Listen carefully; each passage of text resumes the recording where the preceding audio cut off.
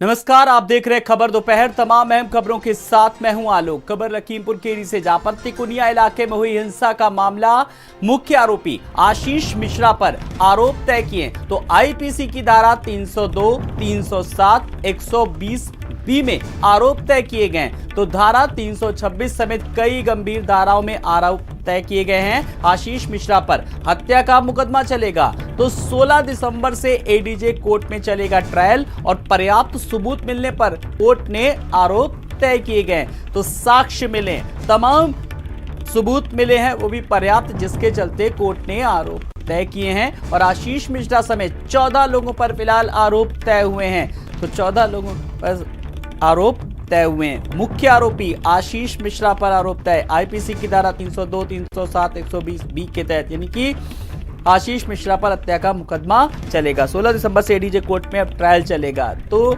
पर्याप्त सबूत मिलने पर कोर्ट ने फिलहाल आरोप तय किए हैं। आशीष मिश्रा समेत 14 लोगों पर आरोप तय हुए हैं। तो मुख्य जो आरोपी है वो है आशीष मिश्रा। आईपीसी की धारा 302 के साथ धारा 326 समेत कई गंभीर धाराओं के तहत आरोप तय किए गए हैं।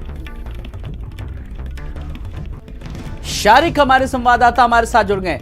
शारिक, तिकुनिया इलाके में हिंसा का मामला, अब मुख्य आरोपी आशीष मिश्रा की लगातार अगर बात करें तो आरोप अब तय कर दिए गए हैं और ऐसा क्योंकि सबूत और पर्याप्त मिले हैं जिसके चलते आरोप तय हुए, सीधी सी बात है।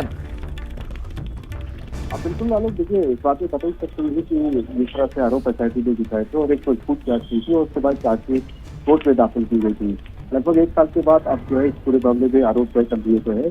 तो मुख्य आरोपी थे पिछले हिंसा मामले के पहली मंत्री के पुत्र आशीष मिश्रा में साफ तौर पर बढ़ती हुई नजर आ रही है। जिसको लेकर अब हत्या का मुकदमा चलेगा और 16 तारीख कोर्ट से जो है ट्रायल के लिए तय भी कर दी गई है। जी, फिलहाल जिस तरीके से आईपीसी की धारा 302, 307, 120, धारा 326 समेत कई कहीं ना कहीं मामले दर्ज हैं।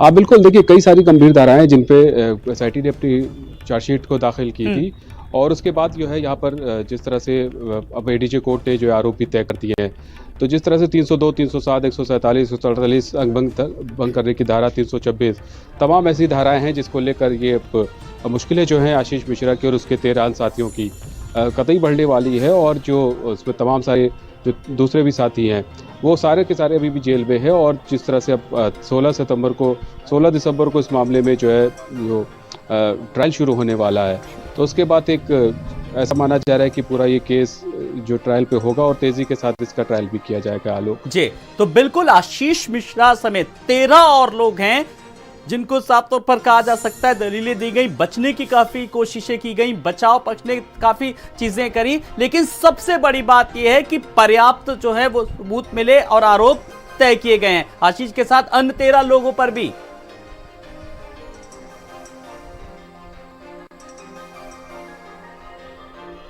जी शारिक,